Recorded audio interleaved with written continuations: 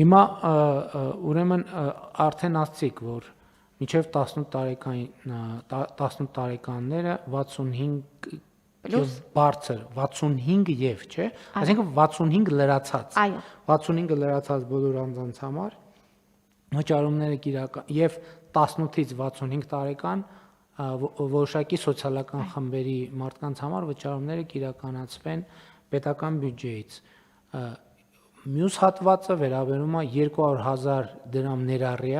ներառյալ հարկերը եւ բարձր աշխատավարձ ստացողները, որոնք ամեն ամիս պետք է վճարեն 10,800 դրամ նախագծով 10,800 դրամ։ Հիմա էդ էլ ասենք, որ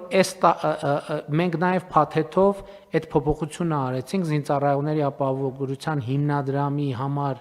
նախատեսված գումարների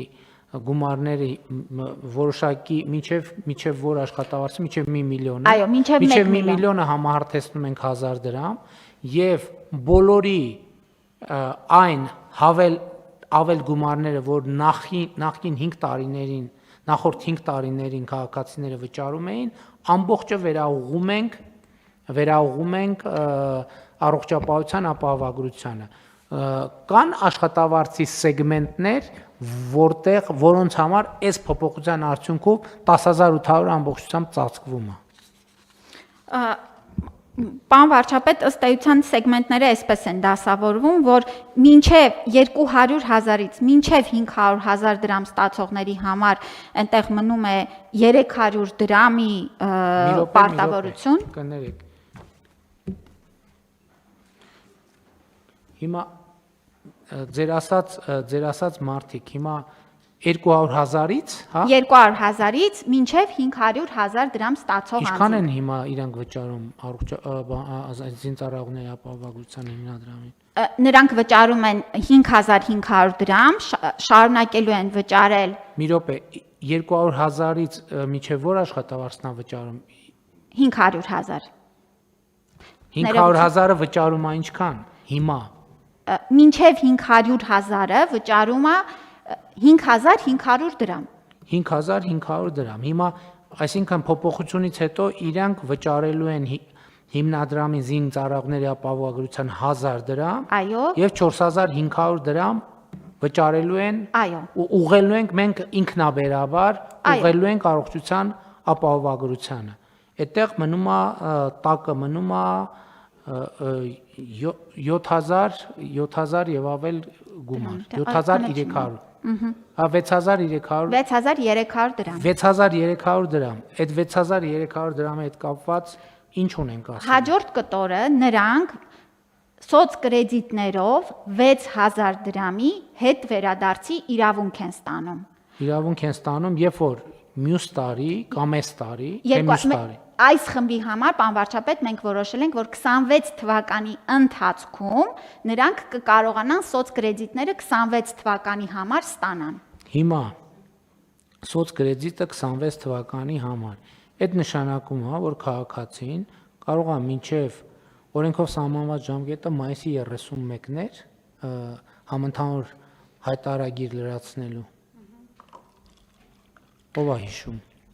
Հիմա այս տարվանը նոյեմբեր էին կարել, մյուս տարվա համար երբ է։ Նոյեմբեր է, էլի նոյեմբեր է։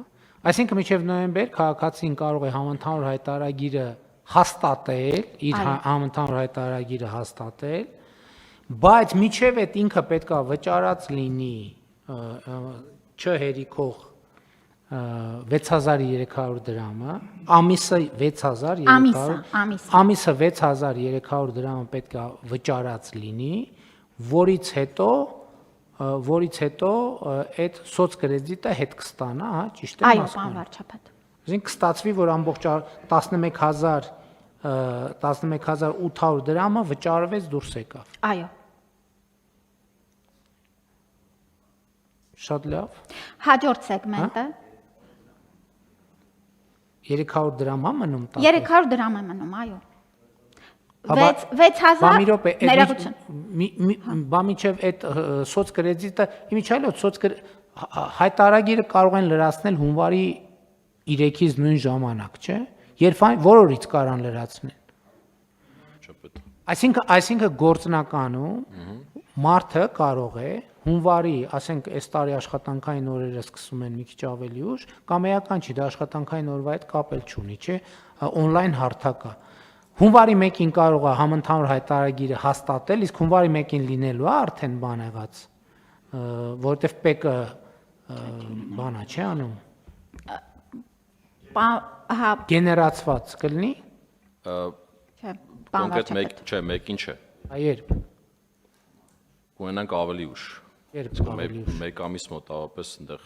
պետք է։ Լավ, փետրվարին կունենանք։ Ավելի կոնկրետ օրը կարող ենք ճշտել, ես տեղեկացնեմ։ Չէ, բայց մոտավորապես ժամկետով։ Լավ, առաջին հունվարին չէ, փետրվարին կարա։ Դե հունվարի 20-ին տեսեք հաշվետվության ներկայացման ժամկետն է դեկտեմբերի։ Դրանից հետո ամփոփվում է, մենք նոր պատկերի ունենում ենք տարվա։